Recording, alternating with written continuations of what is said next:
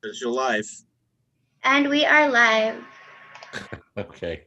All right. So we're going to call the joint New Shoreham Sewer and Water Commission meeting together today, February 22nd or 4:01 p.m. First part of the agenda is the Sewer and Water District joint. And item first is discussion of potential action regarding approval of minutes for the January 25th meeting. Does anyone have any feedback or thoughts on that?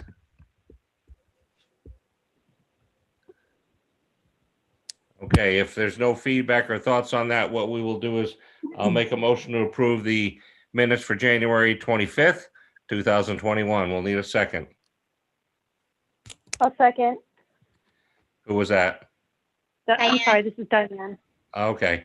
And then all in favor, Sandra? She's muted. Aye. Okay, Aye. Kathy Aye. and Diane Aye. and And Brad Tom. votes aye. And Tom, Okay. don't forget Tom, Brad. Tom. Oh, I'm sorry. Where's Tom? Oh, there he is. Hi, Tom. You're muted. He votes aye, it looks like. I thought I read his lips. Okay. All right. So it's unanimous. Item 2, discussion of potential action regarding the Housing Board request for sewer and water allocation for Plat 12, Lot 2-3. And I think someone is perhaps on here from that. I'm not sure. Yeah, I'm John Spear. I'm here on behalf of the Housing Board. Okay, John. I think this is probably a little bit ahead of time because this is something for a few years down the road, if I'm not mistaken. But it actually brings up a valid point that I'll let John go into, that maybe we should be setting aside some water allocations for public projects as well. John? You're muted. Oh, go ahead, John Spear. Okay, I didn't know which John he was referring to. I Sorry read about I read the replies from both yourself and from Dylan, and it seems as though sewer was not going to be an issue, but water might be. There seemed to be a more limited supply. You are correct that we're several years out. We don't have a plan yet. We do have an approximate density. We'll probably be looking in the neighborhood of 30 bedrooms, but I don't know in what format that will be. I don't know that it matters because that's the occupancy load that the site could ultimately support. It may not be that much, but that would be about the max. So our question is, do we need to purchase the allocations now, or can we reserve them, or can we be confident that they'll be there when we need them? Well, our budgeting and planning for allocations is what, October, John? I'm sorry, John Brunig. Yes, that's correct. We always have our annual allocation meeting to determine the level of allocation annually in October. So there is some time, I feel like, to discuss this. I think my personal feeling, it's important that, I wouldn't want the Housing Board to go down this road, and this is why I brought it up to the Planning Board, and it is a concern of mine that the water doesn't maybe allocate properly, or and if everyone doesn't understand, we leave 25% for public projects. So, but that's of the total. So it doesn't necessarily, maybe it's flawed and so if we have a bunch of commercial development, let's say, and we found recently that with the Grove Inn that they take large chunks. You're kind of breaking up there, John. I don't know if you can hear me. Yeah, I can. If we have large chunks of being taken by commercial development, then it leaves less for public projects such as this, which is a concern of mine. Well, it's certainly a concern of ours, which is why we're being proactive and starting the conversation early to see what we should be doing about it. Would it be smart to put an item on the agenda, John, to look at setting aside certain levels for town and community public projects? I like that idea, and like I said, we could continue to talk about this. I feel like the decision would be made in October, and I think Jim, who writes the memos for that, I think he would agree with that, and I think that any decision made would be at the annual allocation meeting when we set the allocation. Do you agree with that, Jim? You're muted, Jim.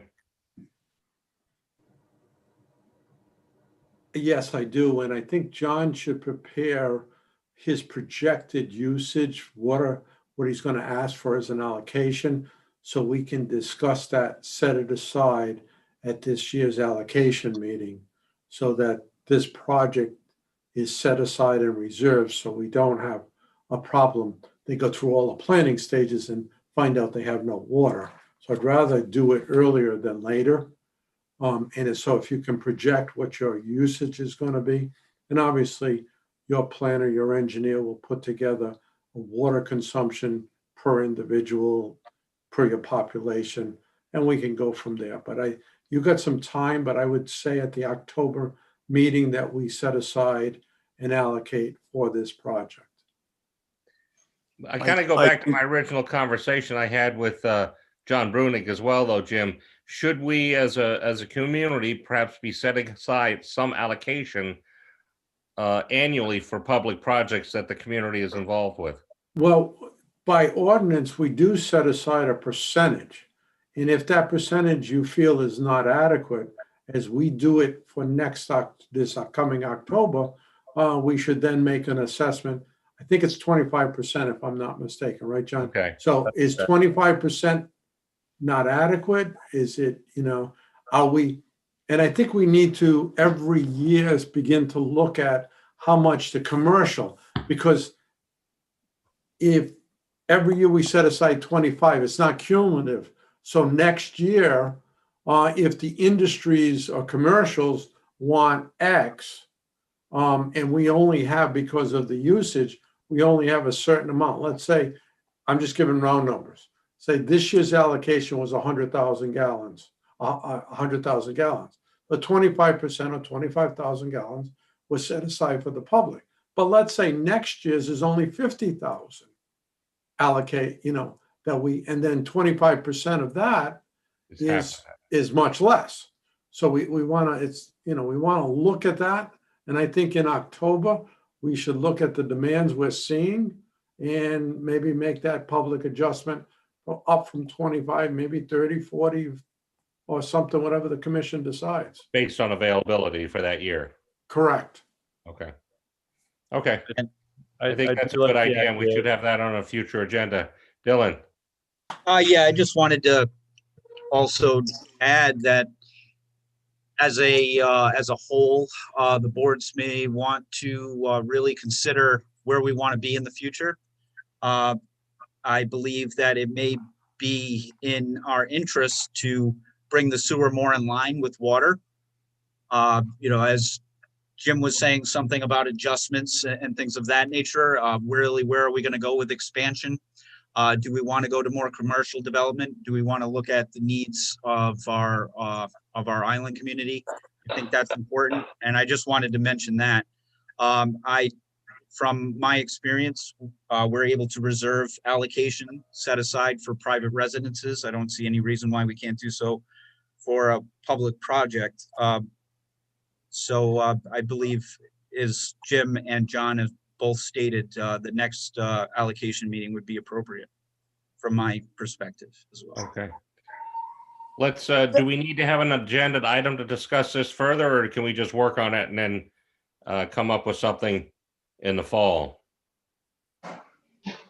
John, why don't you send maybe to Jim, Dylan, and I, when you guys get there, like the bedroom. We're just concerned about how many bedrooms, and then we can usually run off that calculation about how much would be, need to be available. I mean, 30 beds, on a quick calculation is, close to 2,000 gallons. a day, and water has 4,833 gallons per day available right now. Of course, that changes every year, just to give you an idea. But I do like Jim's idea of, reserving that and then taking it off of our, we can take it off the calculation. Because in my opinion, this is an important project. It's a community project, and we should plan for this to happen. And- I have a question. Sandra, I probably should know this, but can you tell me where this is? We're talking about the East Earls Ball property on West Side Road between the Okay. cemetery and East Earls Ball. And so how many units? We don't know yet. We've done a needs survey, and we are in the very beginning stages of design development. The programmatic stage of figuring out what type of housing we should best provide to the community and what format that's going to be in. So we're very early. Right. We're here to be proactive so that we don't end up stuck later, but at the same time, we don't want our reserve capacity to interfere with other projects. I know that there are other public projects on the horizon. And as you mentioned, the commercial demand seems to be accelerating. So we're looking for guidance as to how best to proceed here. so Right. hypothetically, John Spear, if it was determined that it was in your best interest to purchase allocations ahead of time, you think that capability exists? It's just a question, not something that would happen, but We do have that capability, yes. okay. And you're But don't- talking right now up to 30 bedrooms, is that what you're talking about? That's an off the cuff guess. We really haven't determined what type of housing is going to be the best will best serve the needs of the island at this point. Okay. And Right, one then, of the- timing is also uncertain. We can have an optimistic timeline, but realism, we look at our past projects, they all take longer than we expect. So we are not sure when we're going to be connecting pipes.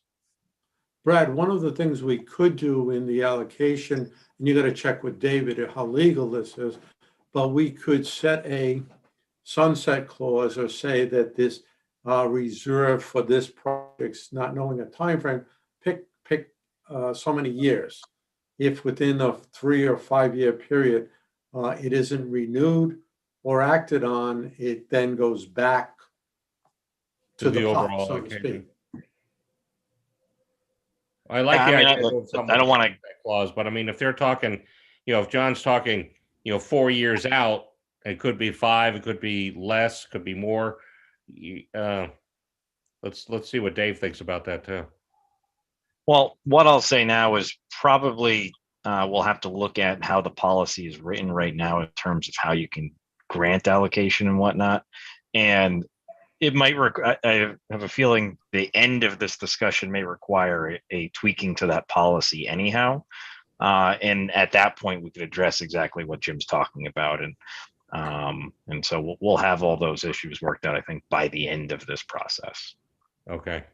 Well, I have a question in it. Like, I would think that part of the design process is also knowing how much water you could potentially purchase, but design process also, do you need fire?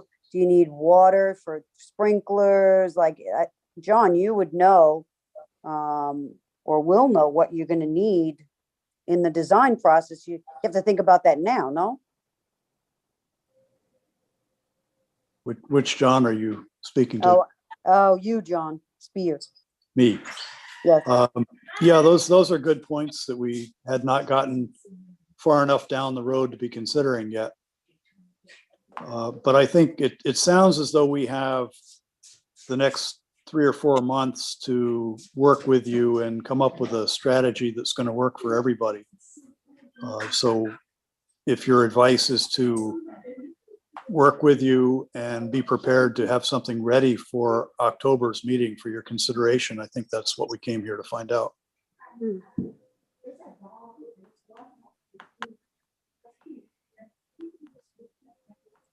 Okay, I mean, that's a John Brunig answer, but I think that's about what he said. Yeah, I think in the next few months, if you guys could put together a potential number of bedrooms, I think that would be great, and we can go from there, and then we can wait till October, and leading up to that over the summer, we can maybe get this on the agenda again to talk about it in the next few months. Sure. So I'll look for something from the housing board. Dylan and I will look for some correspondence regarding the size of the project, potentially. That sounds good. We are in the process of developing the direction for the design at this point. So we will, when we're a little further down the road, we'll be in touch and we'll figure out where to go from there. Perfect. John, thank you. I appreciate it. Thank you all. Yeah.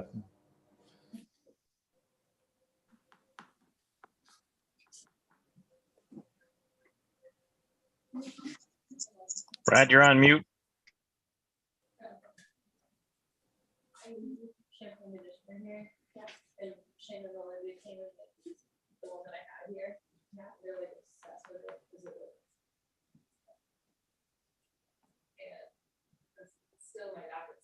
You're on mute, Brad.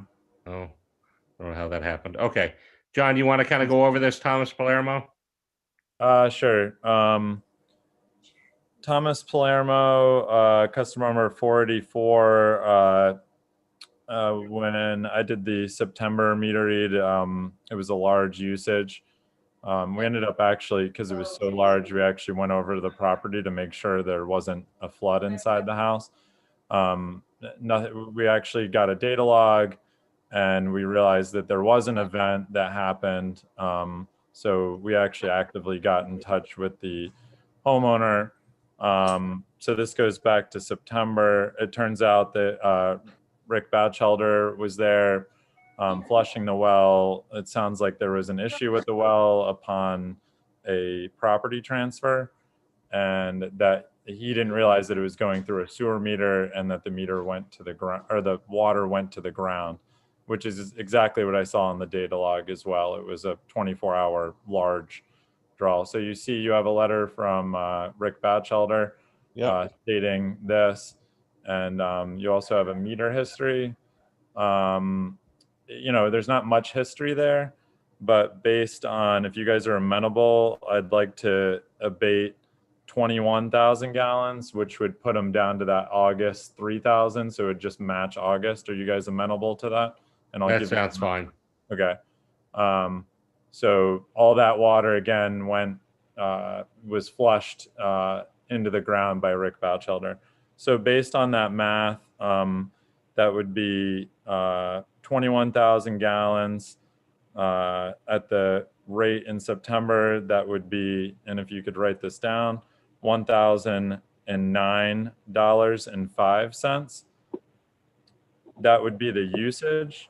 And then because it fell inside of the allocation period, there was also a penalty assessed. So based on that math and what he has for allocation, it would be $425 even of penalty abatement as well. So 1,009.05 of usage, 425 for penalty. I like to keep the motion separate so that finance understands what's going on there. But this is pretty cut and dry, like our last one. So I have no issues with doing this. So that's my recommendation.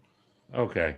I think that's fine. We've done that in the past. So I'll make a motion that we abate customer 484 Thomas Palermo 1,009 on the water abatement, water usage as well. And you want a separate motion there, or? No, just two different numbers, same motion. A penalty fee, abate a penalty fee of 425 as well. I'll second. Anyone? I'll second.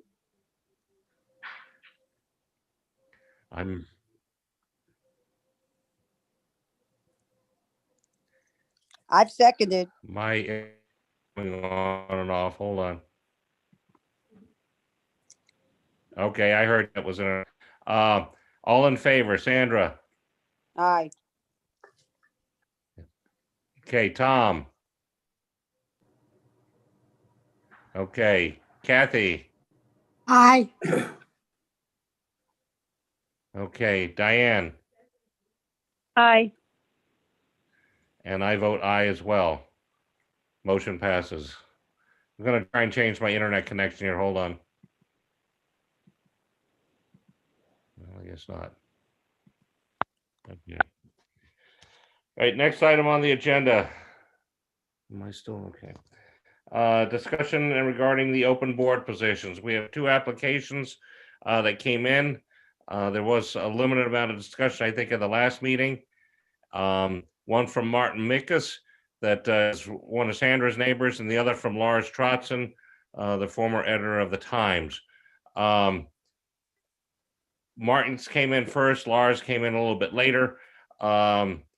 Sandra, is Martin a year-round resident here? He's not year round, but he's there a lot. Okay. Any thoughts or feedback? I think Martin brings some good finance to the table, but I also think Lars has a good. That was my main, when I thought of him, I mean, other than he's not to say that Lars isn't, but the guy is really smart, amazing with numbers, has a really good financial background. And so, when you talk to somebody and they think mathematically, plus he has a lot of, like he's done work with various utility companies, and he brings a lot to the table. Okay. And Lars, I guess, am I still? I guess so. Lars, obviously been out here for year round for 5 or 6 years now, and has been involved one way or the other in the community very heavily. So, I'll take some feedback and suggestions, what everyone thinks, because we need to make a recommendation and appointment. Kathy, any thoughts? Is Martin a user of water or sewer? Not that I know of. I think the property he has is outside the district, I believe, both districts. No, he's not a user because neither am I. He's across the street from me. Oh, okay. Except, Sandra, you are in the sewer district, correct? That's right. I did request. In fact, I told him that he should be added, and he was like, "Oh, really?" And I'm like, "Yeah, one of these days you're going to want it." But yes. Okay. Tom, any thoughts, Brad? or Diane? Brad, Kathy? you had put up, can you hear me, Brad? Yeah. It's Diane. I have a question. You brought up residency. Is it a requirement to be on the board of commissioners if you have to be a resident, or am I? No, I don't think for our boards it necessarily is.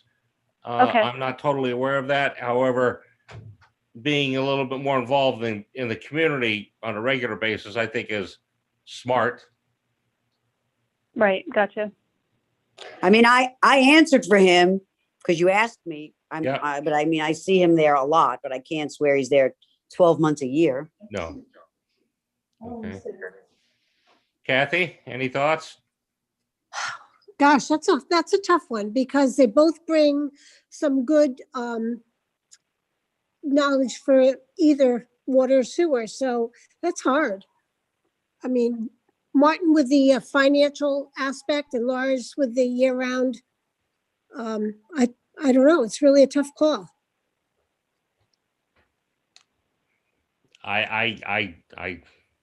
The finance side of it is good, but so is the community relations side. I'm not sure what to say. I mean, the fact that we got Martin's in a month or two earlier, I'm not sure what to say.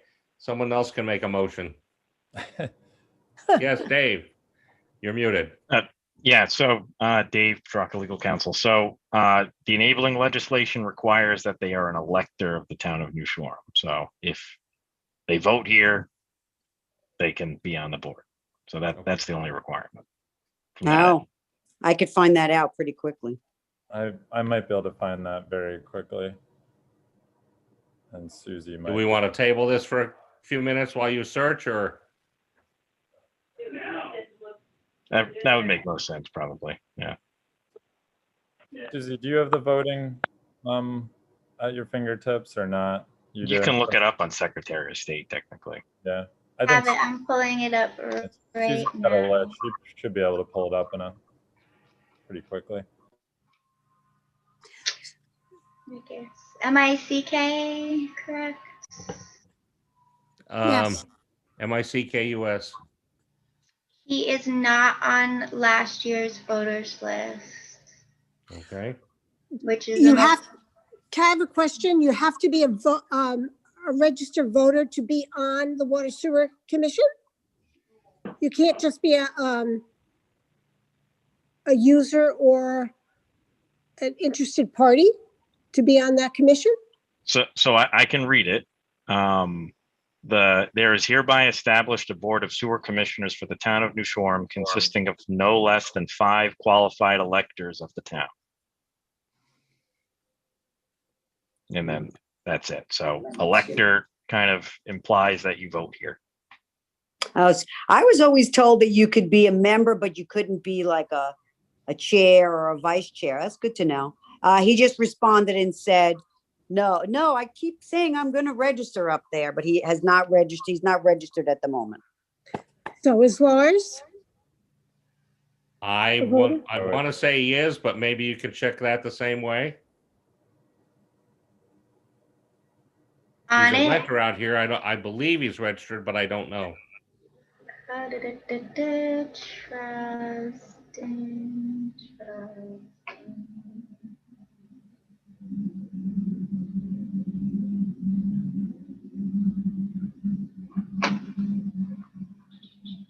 I am not seeing. Oh wait, yeah, there he is. Beach Avenue. Yep, Lars is on here. Well, then I think then the answer is right there. It's Yeah. make a recommendation to appoint Lars to fill the vacancy. Are you going to make a motion then? Yes, I just did. Okay. Yes. Oh, Tom seconds. okay. All in favor? Kathy, Aye. Tom, Aye. Sandra, Aye. Diane, Aye. and Brad votes aye. Okay. Susie, can you contact him? Okay. Yes, And I then- can. And also, let's, Sandra, maybe let's get a letter out to Martin as well, because if he does get registered, I think he'd be an asset on a number of commissions out here. David, we Yeah, I have to agree. recommend to the town council, correct? That's correct. The letter goes to the town council, but you want to Okay. CC him. Okay, next item on the on the agenda is discussion of potential action regarding reverse osmosis concentrate seasonal processing through the WPCF. I think we've discussed this already, but let's talk about the Dylan, or do you moving want me to forward. start? I'll begin. So we had left off with Brad had asked for an idea of the benefits to the process as in relation to John's concentrate. And so Yeah. I did some research, and I'll keep it brief, but the iron oxide has got the magnetic and adhesion properties that would qualify it to bring a better settling characteristic to the solids that would be easier to remove from the system. So there, in my research, I would say that iron oxide actually beats out most other metals in that regard. It's often used, ferric is used for phosphorus removal in many applications. So there are a lot of benefits there, not to mention the alleviation of the risk of to our discharge outfall. But yeah, I hope the commission can take some time to review the benefits of iron oxide to wastewater treatment. I kept it very brief and simple. There were a couple of peer-reviewed articles that I referenced But if you have any questions going forward with this, I'd be happy to look into it or answer those questions. Kind of sounds like it's a win-win, isn't it? It does. It does. And so I just want to be clear because this does have financial repercussions on water, significantly so. And I want that benefit to be considered as if we are to go forward with this process change. So instead of the usual 50%, I do believe that a recommended 25%, if the commission is amenable to that, would bring a benefit to both parties. That's a reduction in expense, or? John can go into that a little bit more because it's his budget, but in my perspective, for what is paid now by John for our treatment in the off season, if that was carried on through at the consistent rate, that would probably be one of their highest budget lines. And so I don't know if that is a feasible end for them. Okay. But that John can speak to that better than I can. So. Yeah, John? Sure. It's just to clarify, it's the treatment plant's concentrate, not mine. Yeah. And it's not my money either. Anyway, I put together a spreadsheet. This is typical of what we see in what I use with the finance department to determine the budget for concentrate. And, going backwards, we do the water plant does discharge to the sewer plant from November through April. And so what I did, and if you look at this spreadsheet in your packet, I just added in the summer months from May through October. Right. And you can see that's current rates, the amount of sewer that I used 2019 because 2020 was funny. So I went back to something that was more normal. You can see the prevailing rates, what that would be, over on your totals over there.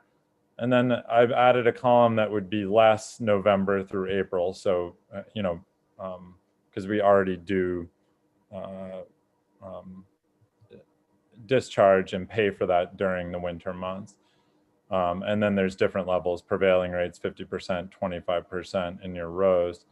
And also down in the annual savings, obviously, we do 3 times a week TSS BOD testing. That's about $3,000 per year.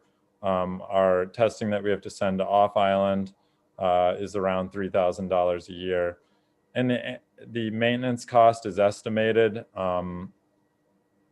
It's hard to say. I believe the last time that we had Truax out here doing this, it was well over $20,000, if not more. It was one expensive. one time we did the frac tank, and that was extremely expensive. And there's also risk, and it's also Dylan and Maya's time as well. That's not even factored in. That's just the bill going to Truax. That isn't the fact that this takes time and energy out of the staff as well. So that's just our bill that potentially we have to pay annually. So that comes up to be, so there is some savings here. Obviously that doesn't outweigh the cost. But I think Dylan and I are looking at it as also a function of risk, which is hard to determine a dollar amount on aesthetics and risk to the infrastructure. So you can't really put a number on that. I think we can continue to talk about this. Obviously, come April 30th, we have a decision to make. And then we'd have another decision to make around budget time. But I would like some direction from the board come, April 30th of whether we're going to treat it or whether we're going to decide not to, and at what level of, what rate that will be at. And then again, as we go, at the same time, we'll be going through the budget process, talking about this as well. So So sounds like we don't really need a decision today, but it sounds like it's a smart thing to do. I mean, it depends how you look at it. I have a question about the pipe that goes out and goes into the ocean. What happens? Does this iron material collect on the interior of the pipe, and that's why you have to go in there and clean it? Is that what's happening, or? Yeah, that's correct. It's similar to once oxygen mixes in with the high iron water, and then it goes down the pipe, and you're talking about, millions of gallons, it does have a residual that forms on the outside of the pipe. And then we have to go in and clean that. Usually every 2 or 3 years we found is adequate for that. The problem that I was having, and I just want to interject this just before, is that I would have recommended an annual, because even despite our biannual, my last inspection showed a significant amount of iron residual, and I'm not comfortable with that. And it's a risk. And we are, every time, or if that was to occur, where that was to discharge, there's no iron related concentration limit. However, the visual discharge is technically a violation on sewer. And it's something that can be prevented.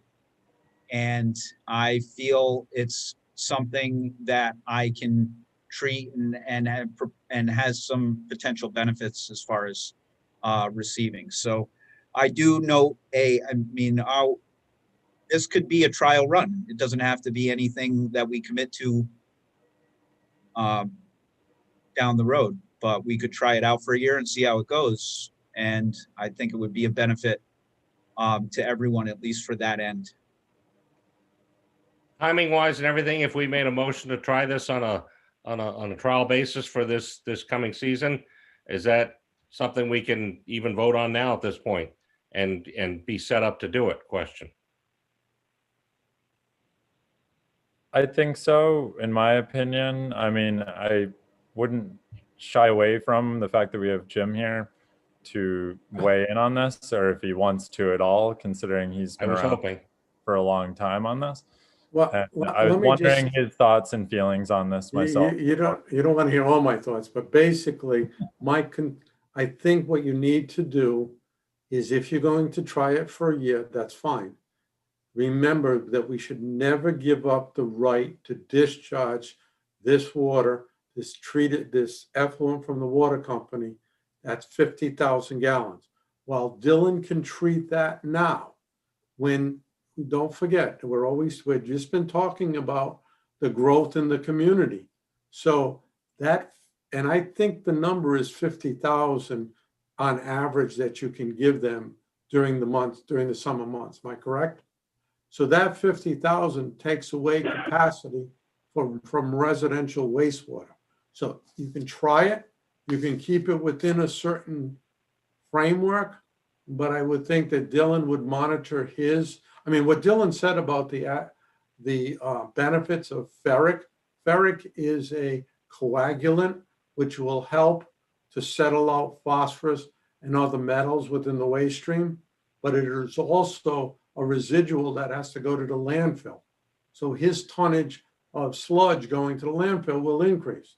We've discussed this, and everybody knows my feelings on it. I think that keep it as a trial. If you decide this year not to discharge to the ocean, I would just put a note in the permit, because you're not discharging, you're not sampling. You need to note that, because I think it's important that we don't give up that right. To me, when we did this early on, we fought real hard to get that right, to do that. Now, I know that iron has been an issue, and that the plumes are not pleasant to look at. I mean, You can go on the website, you can go on the cameras and see it on the discharge.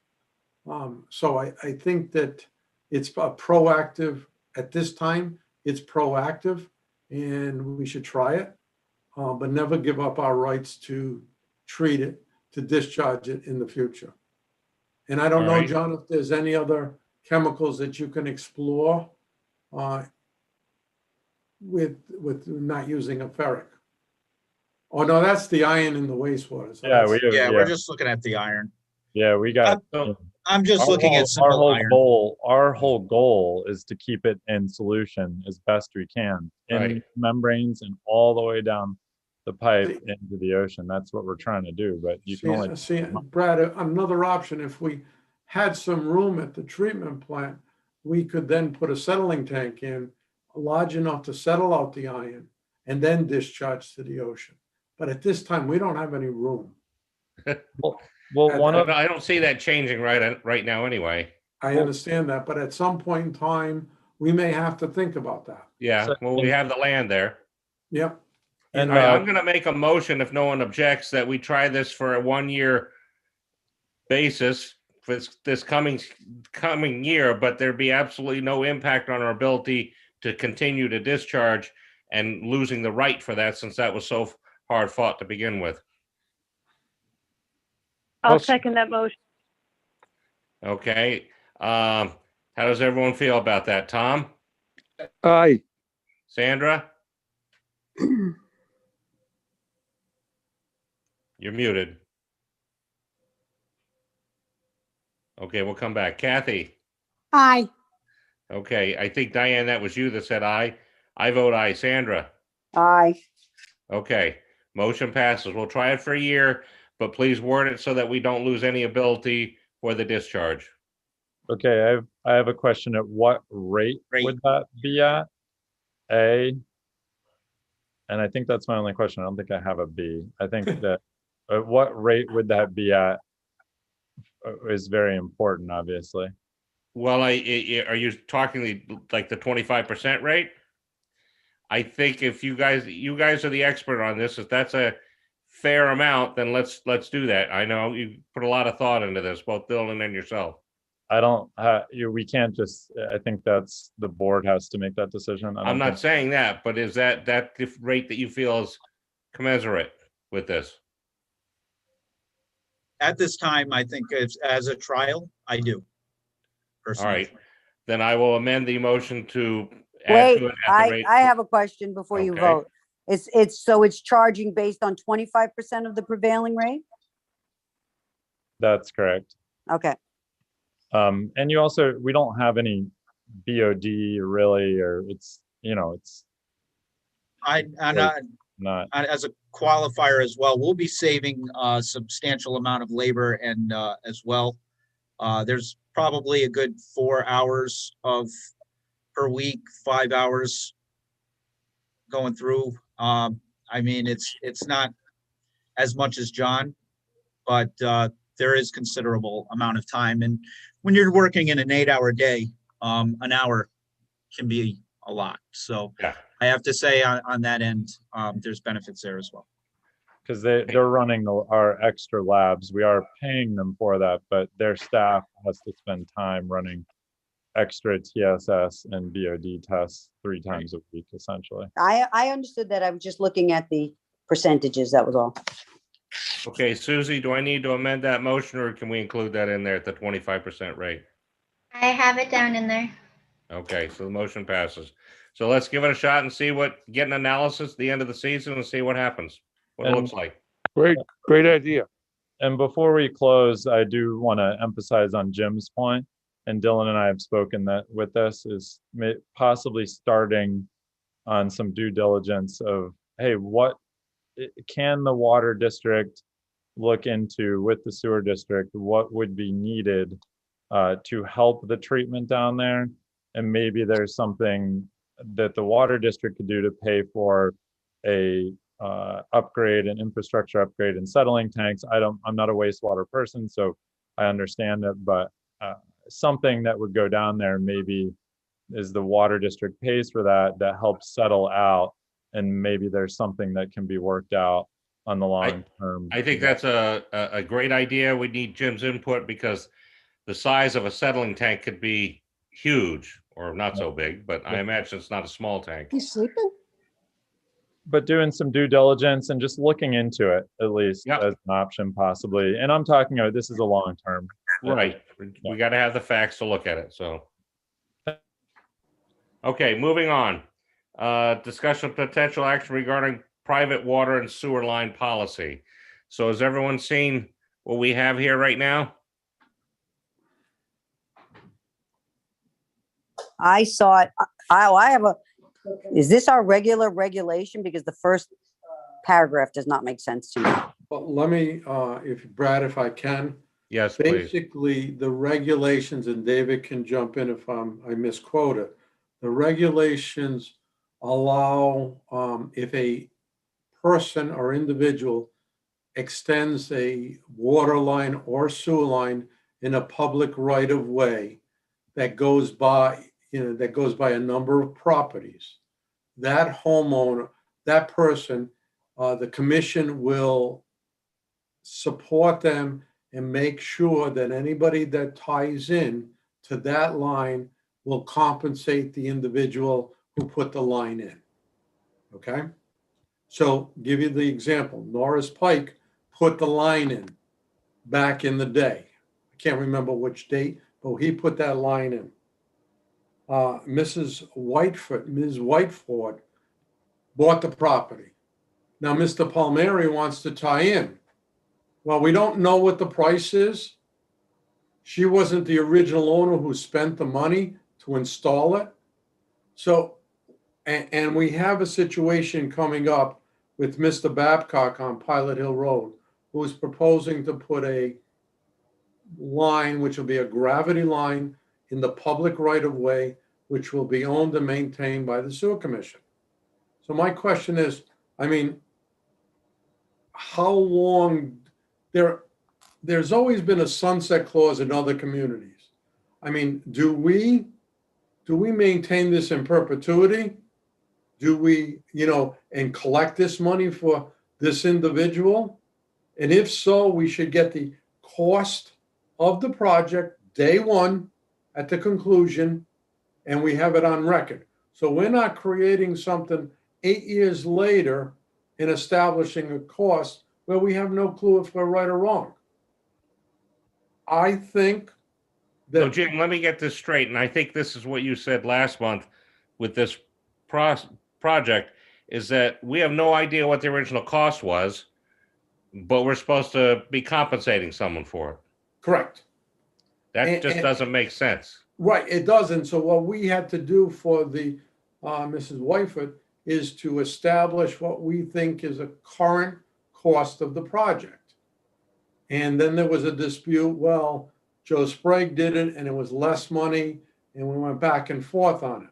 So if we want to maintain the policy as it is, I would recommend or suggest to the solicitor that the homeowner installing the line provide us with the final cost of the project. I think that needs to be a requirement. It has to change in the ordinance because it's not a part of the ordinance as I read it. David, you can correct me if I'm wrong. So Jim's not wrong. But what were we going to say, Sandra, before I go? I was going to say that I'm old enough to say that I remember when that line was put in with Norris.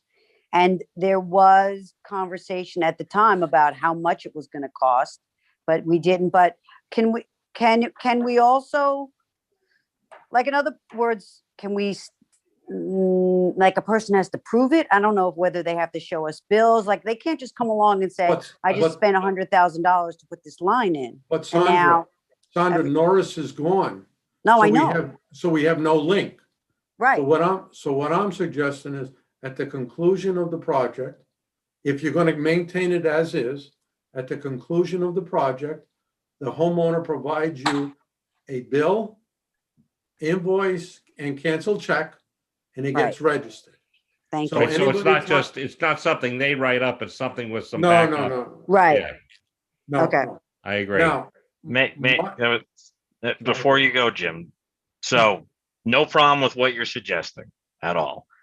And I think you were going there. So if I'm jumping the gun, I apologize, but we should be discouraging any new private sewer lines in public right of ways.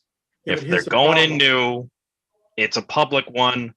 The sewer commission is responsible, takes it over just as if it's anywhere else. If it's something new, that person's paying to put it in, but at that point, it's owned by the commission. And we Okay, get all the information that you're talking about, but then it's whoever is hooking up is after that is paying the commission. Uh, like instead of an assessment, so to speak. Yeah. So What- it's discontinuing this, probably undersized, and in most cases private, sewer lines. And this, I think, is what you were referring to in terms of the sunsetting of the ability to do this. If we're changing it, let's change it. I'm gonna make, because I think this came up briefly last time we discussed this, but it seems to me that, if they want that sewer line, they got to pay to put it in. But if New Shoreham Sewer and Water have to maintain it, fix it, repair it, as soon as it's in, I think the property of that line should become not private. It should belong to the town. I mean, if we're gonna have to maintain it, we got to dig it up, we got to service it.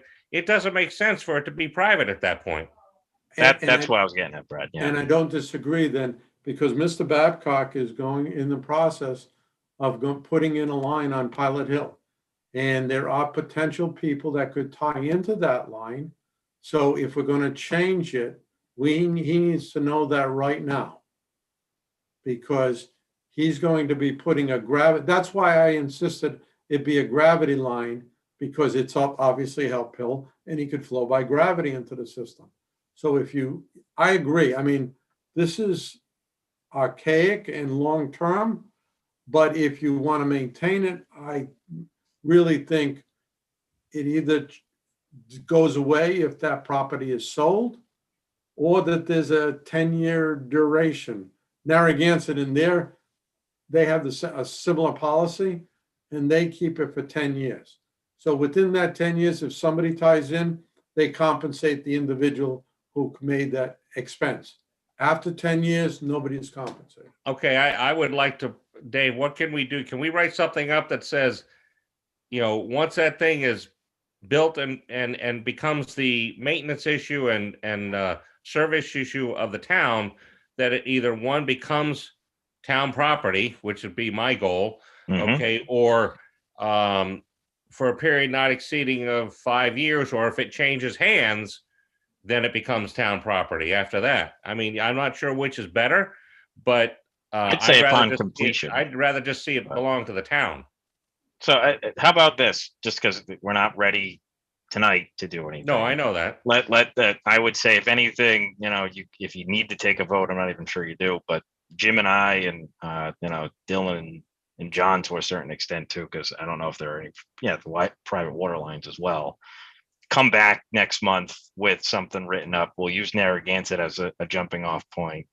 I probably got a couple other communities we could look to too, but I'd like to request that, but I don't want to see 10 years in there. And I think that if it becomes our responsibility immediately, I think it should be town property at that, or Sewer and Water Commission property at that point, however it's best termed. I'm not sure what the proper terminology is.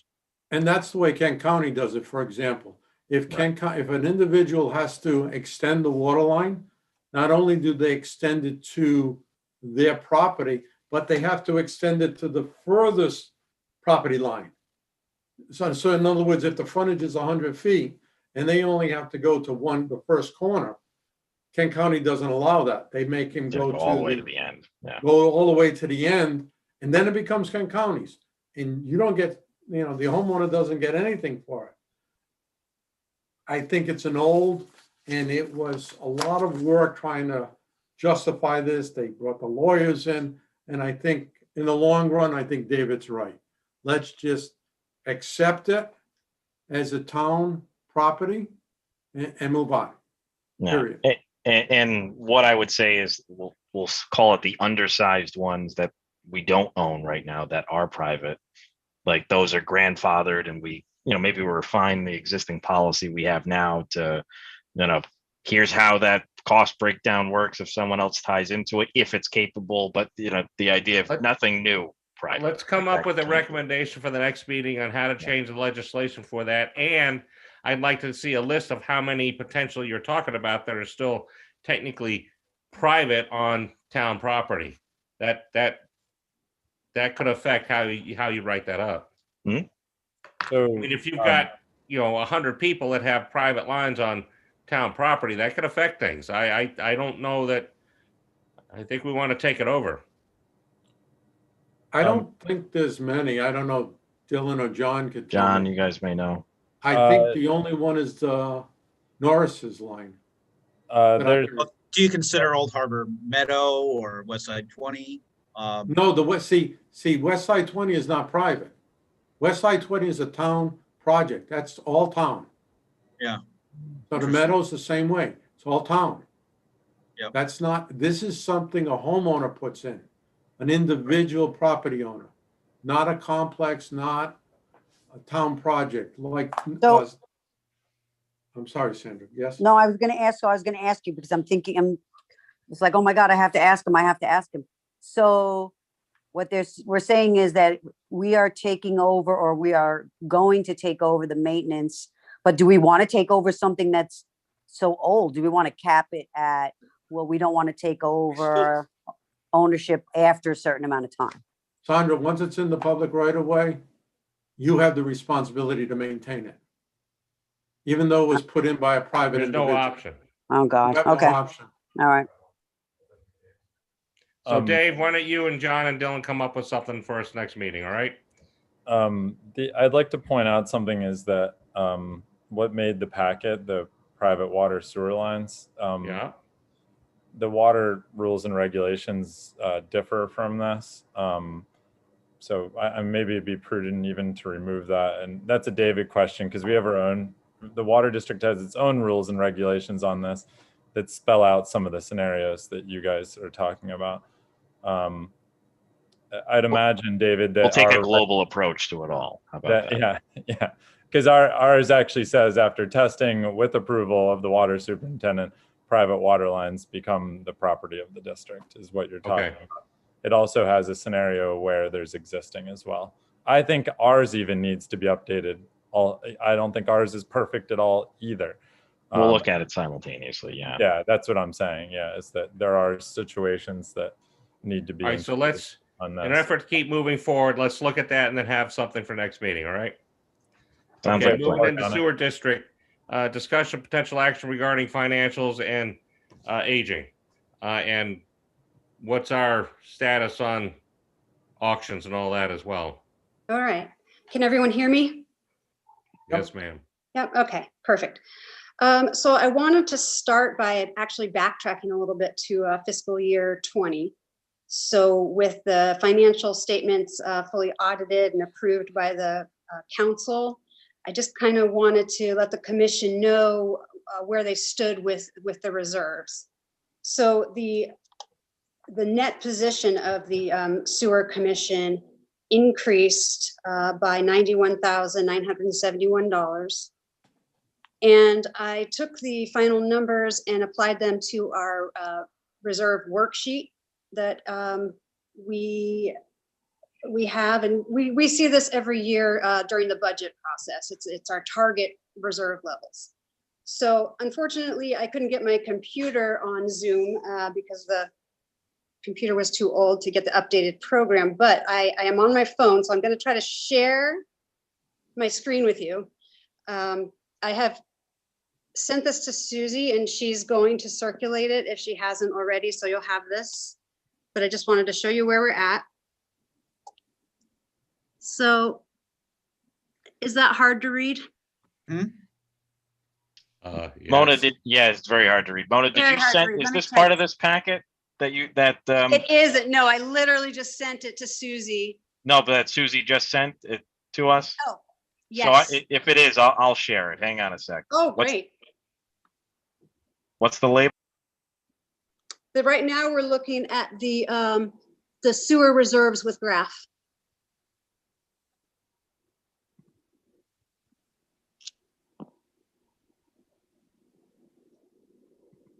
We still there? Can Okay. you guys hear me still? Yeah.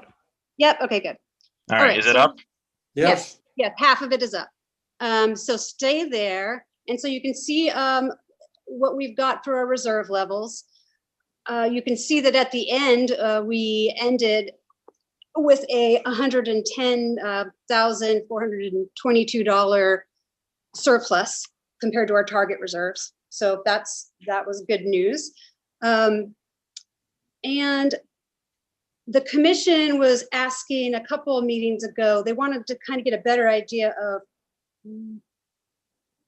what their unrestricted reserves looked like. And so if you scroll down, David, if you don't mind, there's a graph here that breaks down the unrestricted reserves. Now, unrestricted reserves are the ones that aren't tied up in assets, and they're also not restricted to a specific use like the apartment reserves. So here we see the breakdown of basically what is our worksheet there for the reserves. And you can see that we have allocated that 5% to the starting to save for that pump station and the pump station and force main projects. And then we have our excess reserves showing there. So my plan is to get a graph like this and do a projection each year or each month with the financials, kind of where we are and where we're moving. So is there any questions? Are there any questions on this sheet here? Okay. Not right now. All right. So then the other thing is that the commission did say it would be helpful to have descriptions for all of the different items on the financial statements. So that has also been sent to your email. And David, if you could switch to, if you're able to open the sewer SOP. This one?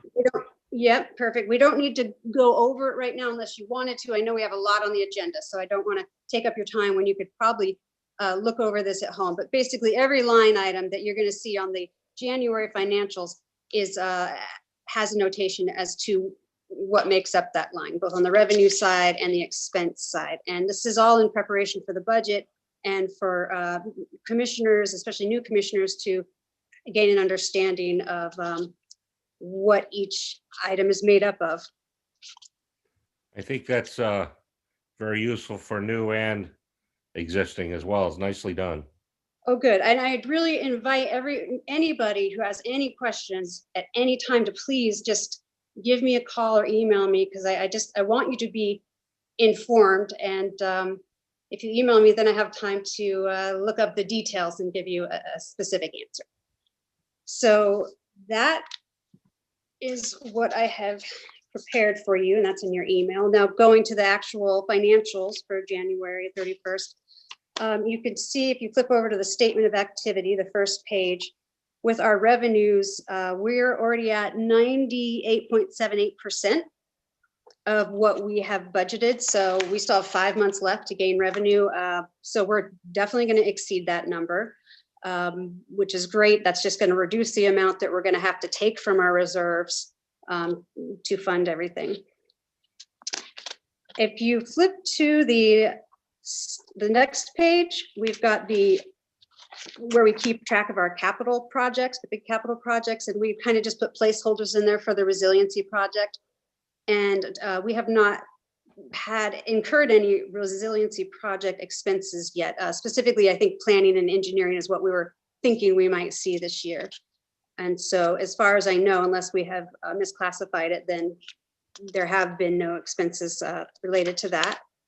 And finally, the third page, which is the apartments, you're going to see in the expenses, the building maintenance, we've got that large year-to-date actual of $18,505. And I'm sure, as Dylan explained to you, there was an emergency repair to the stairs that had to be done immediately for safety reasons.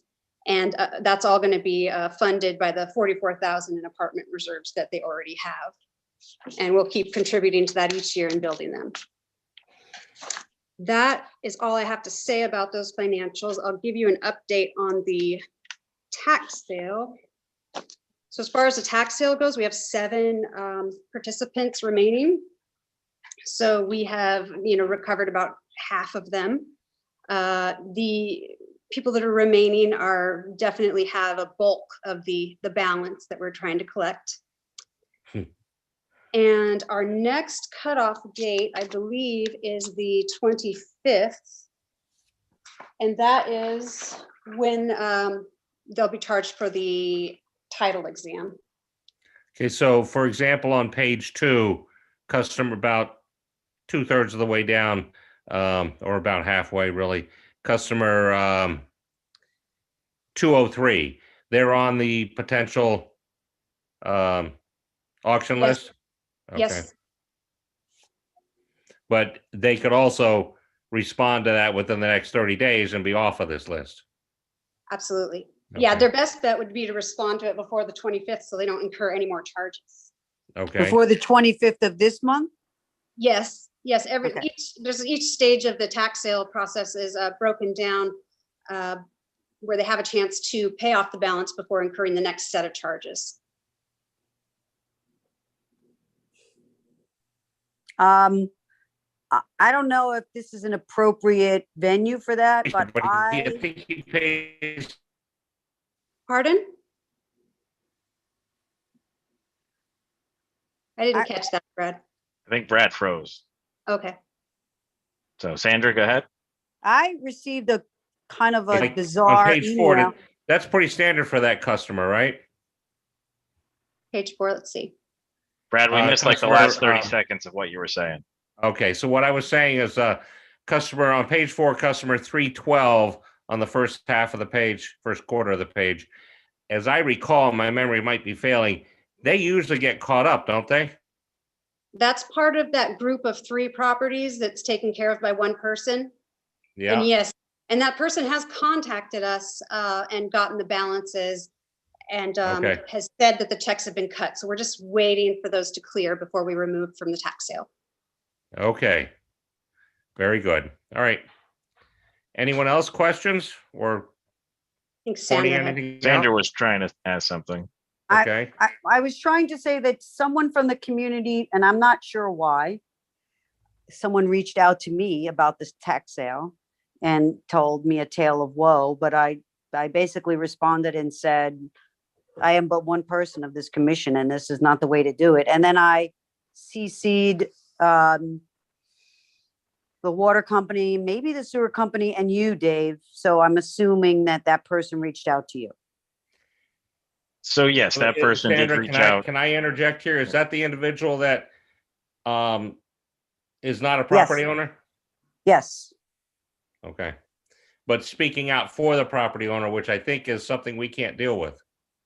I was just like, I don't even know why you're reaching out to me, but I'm the wrong Yeah. person. But yeah, I really didn't know the whole backstory. And quite frankly, I didn't think it was my place to try and understand the black backstory. And I just wanted to let you all know, because when I responded, I CC'd Brad, I guess I CC'd also Okay. Dave, and I can't remember who else, but I tried to include people that she should be reaching out to.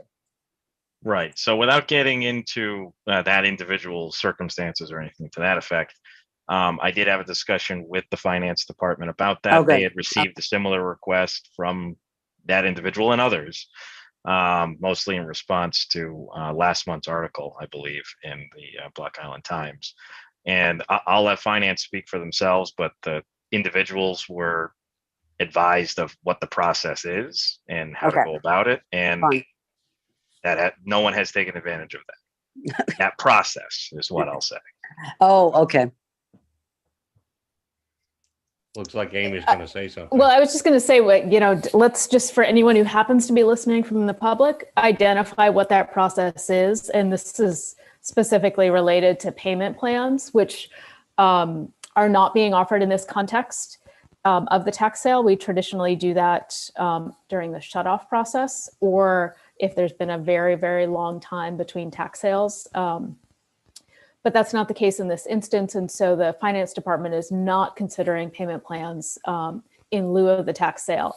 However, any individual who does not agree with that approach can then appeal to the commission. So that's the avenue that is available to anyone. And to my knowledge, nobody has taken that path. So rather than just saying the process, that's the process available, and I don't believe anyone's taking advantage of it. Thank you, Ed. Okay. All right. Any other questions or thoughts? Okay, sewer operations. Unmuted. Okay, most of our month in January was set with ragging issues, and there was just a lot of clogs at the pump stations with, and then we had noted a bypass valve was offset. The OA1 valve boxes are about 8 feet down, which is far deeper than a normal position for a valve box. They're usually about 4 most, I believe. And so what had happened was the land had set over time, and I was not able to access that. I'm glad Transu Corp responded as soon as they did. Their timely show of support was much appreciated, and I just wanted to mention that for them. Capital projects, service building garage doors. We have a start date as of May 1st, and we're working on getting some housing or rooms for them. I say that because the apartment stairs, I had to move Jamie out at a considerable price. I had noted that the inn had, I believe the Spring House had the town contract, and come to find out the price was around $250 a night. So I just wanted to be clear on that. That was a very big bill, but Jamie needed to have a place for his kids, and he needed 2 beds. So that was all I could get at the time, and woe to me for waiting. I didn't realize how many contractors were out here. So I'm getting ahead of it now for the service building garage doors, and we're going to try to find stay at a far cheaper rate than that. I don't know if anyone else has had any of those issues, but that was notable, and I just wanted to mention that. Manholes 50 through 54, except for repaving. I did provide that map for you, Brad. Just wanted you to see kind of where those were. Old Town Road. Attachment A, sewer manholes 50 through 54. So those, I believe, are Sorry going about to be that. done in the spring. Okay. Jim knows has a better detail on the date of paving, but those will be set for that. Okay. So, the RIPTES permit application for renewal, and again, thanks to Jim's patience on that, finally got the 80 or so pages to him, and that was a lot of work, but I learned a lot, and again, thanks for his patience on that. And it was good to go through all of that data. I'm happy that at least we're on the second review, so that's good, and I've yet to hear back from Aaron Mello on any of it. So that's all I Okay. have. All right. Thank you very much. I appreciate the map too. Yes. I know a lot of people it's easier to see on a visual with something like that. Absolutely. Okay. Moving on to water, discussion and potential action regarding the 2020 water improvement USD funding project pertaining to the Lower Water Street main project. John, you and I discussed this. Why don't you go ahead and go over it if Jim needs to jump in for it? Brad, before we start on this, I just need to remind the commission that I have a regular meeting. You guys are meeting on an off week, so I have a regular meeting that begins at 5:30. So I'm going to have to leave at that point. But Okay, items 11 and 12. Rather than go into this item 8, do we need to go into the executive session concern for item 12? So 11 and 12, the executive session items, those can be tabled till next month. Okay. That was going to be the recommendation, whether I was here or not. So. Okay. Can you give me a call then after this, later in the week or next week? Absolutely. Kind of go over where we are? Yep. Will do. Okay. Anything else you need? Because I know you're going to be leaving. Nothing else on this agenda. This agenda item that you're about to discuss, I'm here for as well. I helped draft the agenda language, but that's about it. So, but I'm here for that, and I'm here till 5:30. So. Okay, so John, why don't you kind of explain what's going on with that, and then we'll go from there. Okay, John Brunig, Water Superintendent. As you remember from last meeting, Jim and I were exploring doing what I'm calling Lower Water Street main replacement, which is from Rebecca down towards the Old Harbor Dock. And we have some extra dead grant money. And we have been in touch with USDA, thanks to Marianne and both Jim for being persistent about it.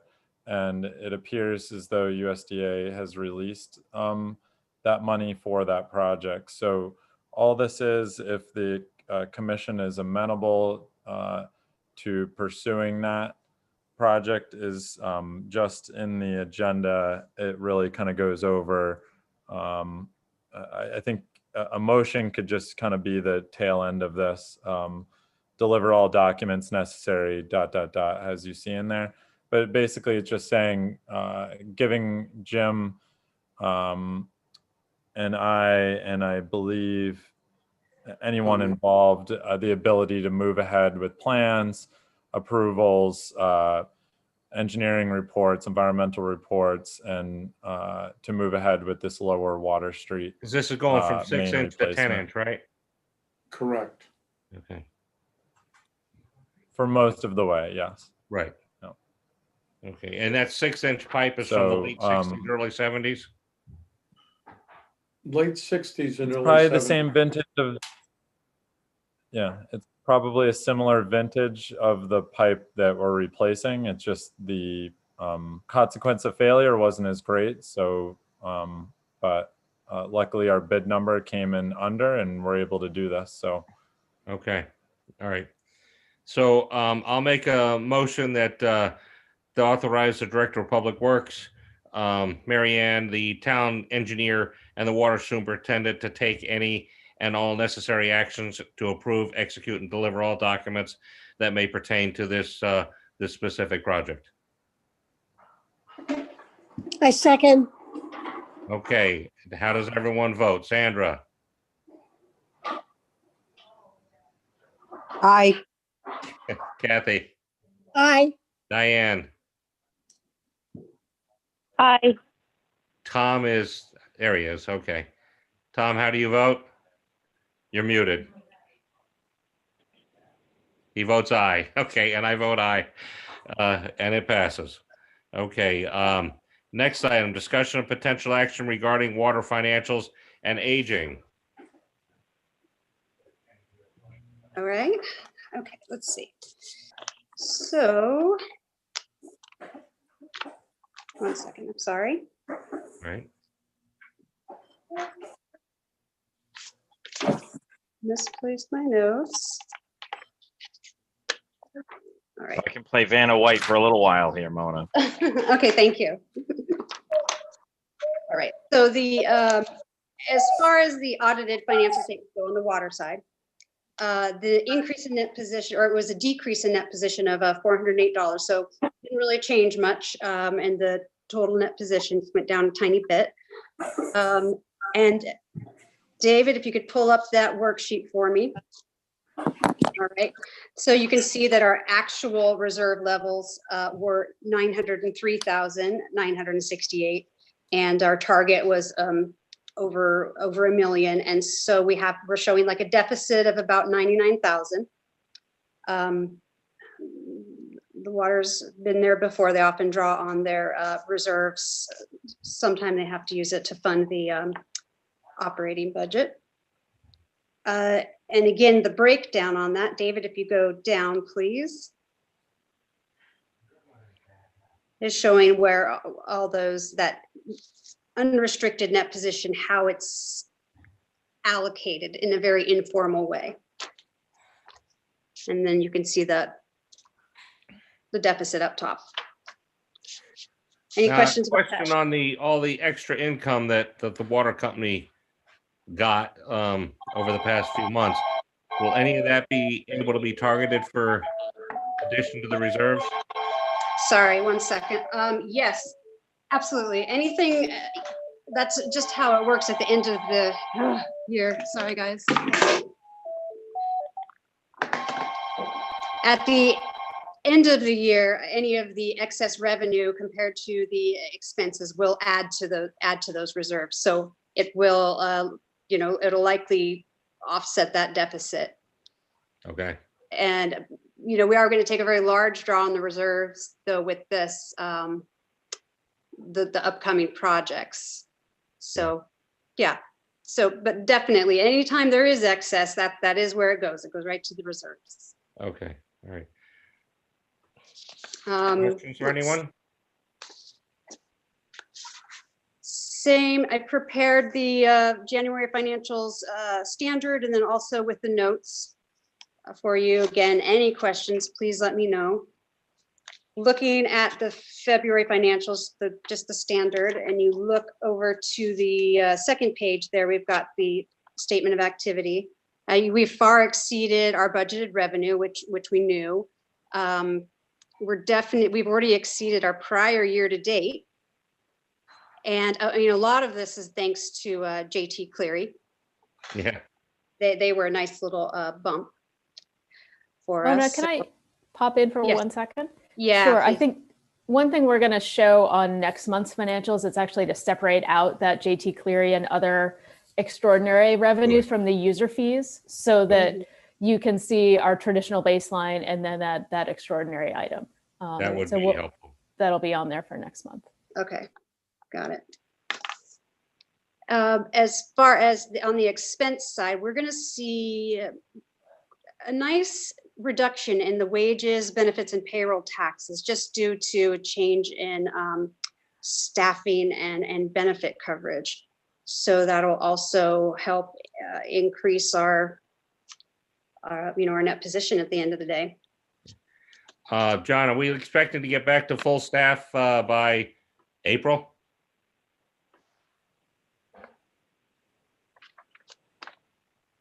I expect that, yes.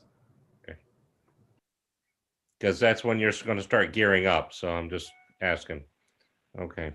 And I will also say it's probably a nice asset to have a certain person that's helping you out occasionally as well right now too. Jordan, I'm talking about. Mhm. Absolutely. That's already paid off in great dividends, at least for me. Okay. Anyone, any questions on the financials right now? So Mona, aging for and the auction for this would be April, I think? Yeah, well, so I put together a draft, just a draft schedule. I still need to run it by David. I sent it to him. I don't think he's had a chance to look at it. So what we're looking at is that the tax sale would fall in June 4th is what I'm proposing to David. That means we're going to start our 90-day notices the first week of March. So Okay. the first step of the tax sale. Right now, we have a list, just a preliminary list of 18 different people. Now, I'm just curious, when you're getting things paid off for the sewer auction, are any of these people that are usually not always on the water side as well, looking at both, or are they doing it individually? Just a question. When they're the smaller balances, like we have some that are, pretty small balances, just a couple hundred, then they'll usually also take care of the water. But then there's some of those others properties that have very large balances, and they just can do what they can have to do at the moment. Okay. All right. Yeah. Okay. So But, actually, For anyone? right now, the total amount that we're looking to collect for the water tax sale, just as a scenario, say nobody made any payments on these accounts, it would be it's around $54,000 that we'd be looking to collect.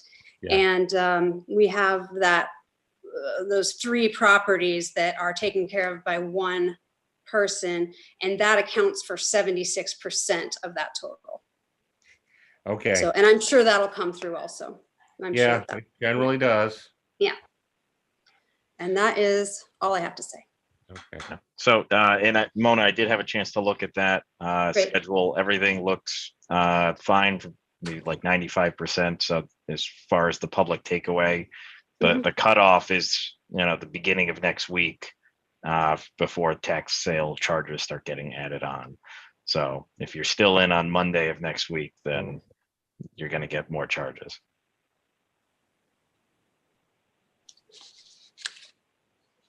All right. Okay, I cut out there, so all I got was more charges from Dave. So the message was I to don't the know if he meant public. for himself or something else. Well, yeah, me too, but right. No, starting Monday of next week, there will be additional charges added to the accounts. If they're still in the tax sale. So. Okay, all right. Okay, so moving on to water operations, John.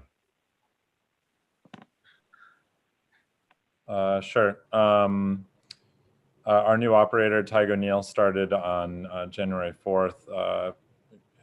Much of my time is being dedicated to training and bringing him up to speed as quickly as I can. And it's going very well. I'd like to spend the rest of the time, I believe, going through just High Street, Payne Road main replacement project. And obviously, if things go well, we're adding this lower Water Street to this.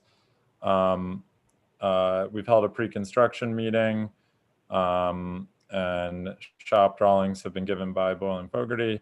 And Jim's resident engineer came out to the island this week, and we spent most of the day together walking the project and going over things. As to nailing down a start date for this, I believe, and Jim, correct me if I'm wrong, we're looking at Boyle and Fogarty mobilizing the second week in March. Is that correct? I spoke with Peter Fogarty today. The week of March 8th, they'll have one crew coming out just daily. It's not somebody that's going to stay over, bringing material, bringing all the equipment over, and possibly setting up hay bales and erosion control. The week of the 15th is when they're going to begin the work. They will have one, possibly two crews, and they will begin.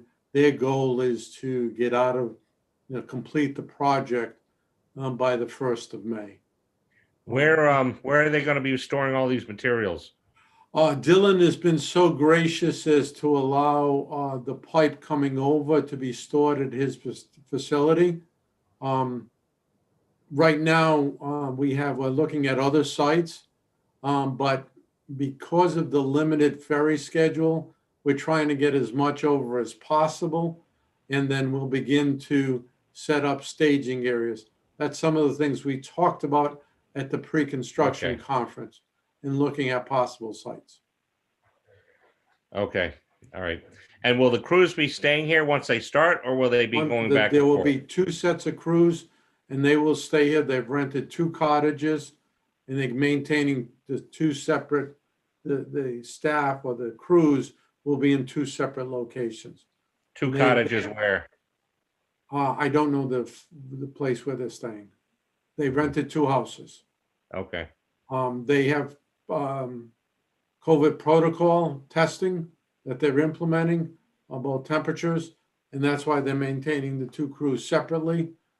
Each one crew will stay at one location, the other crew, so they won't commingle the crews as far as living quarters are concerned. All right. So I'll get something in the Times as this approaches the week before construction gets going. I believe Mary Ann has something in a report that'll run in the Times as well. But it's very important that we it's not the artery of the island, but it's more of a winter artery. And I want to make sure that the public is aware of what is going on, because it will disrupt traffic patterns. Will it be down to one lane, or will there ever be a time it's closed? One lane will be open at all times. That's a requirement of the contract. Okay. I mean, will there be times where an excavator is moving, very briefly or something? Sure. But they are required, per the construction, they're not going to have two closed for long periods of time at all. Okay, will they be going near any of the sewer manhole covers? I was going to bring that up to Dylan after the meeting, but Just Whoever to does let it, I you, want to make sure they're done properly. Brad, the way the project is going to the paving is that we're going to have what we call a permanent trench patch. That's to install 5 inches of asphalt back in once the project is completed. After that, we have to mill the entire roadway width and then overlay the project. So the contractor is responsible, if required, to reset all of the manhole covers. I just then want to we- make sure that they're done appropriately this time so we don't go through those headaches again. Oh, we're not gonna have the duplication of Ocean Ave, by no means. Well, it was even High Street too at one point, so, okay.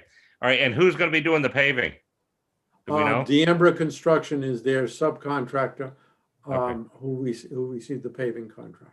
Okay, So I'll be in touch. I'll put something on the Black Island bulletin board. I really, as this project starts, I really want to be in communication with the community and let them know. You know, we've had a lot of construction projects on the island. I have a feeling this one might, you know, a lot of them have been in the harbor and everything, but Lower Water Street and also High Street and Payne Road are regularly traveled. And you know, I want to ask for people's patience with this.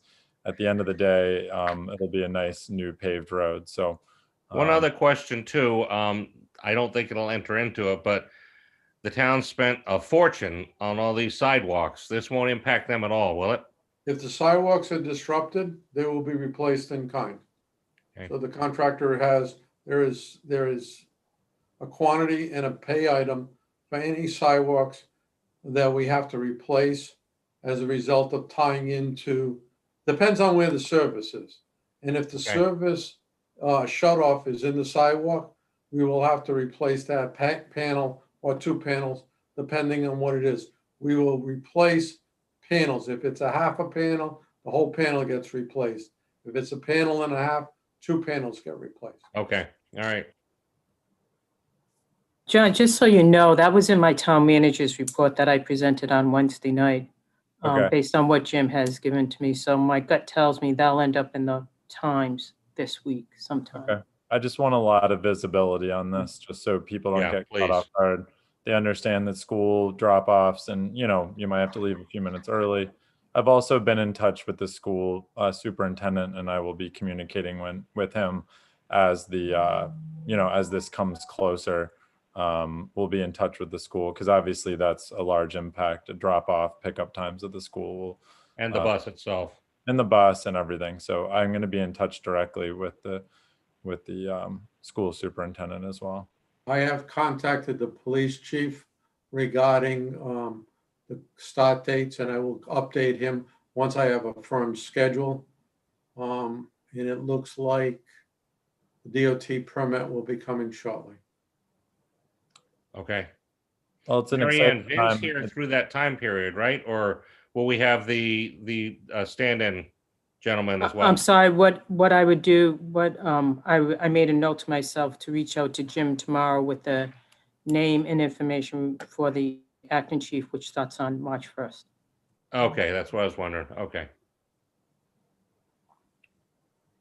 All right. Well, Anyone thanks. else? It'll be an exciting time for us. It's a big project, and there's a lot that has gone into this. So I'm happy to see it start, and I'll be excited to see it end. And it's a very important project for the water district and the community. So it's we're, I don't know, Jim, 2 years into this thing, probably. Yes. So it's exciting to see it all coming to fruition. I think that's great. I just hope you're up to full staff because I imagine it's going to take some of your time. So Yeah, we'll be all right. We'll be good. All right. Okay.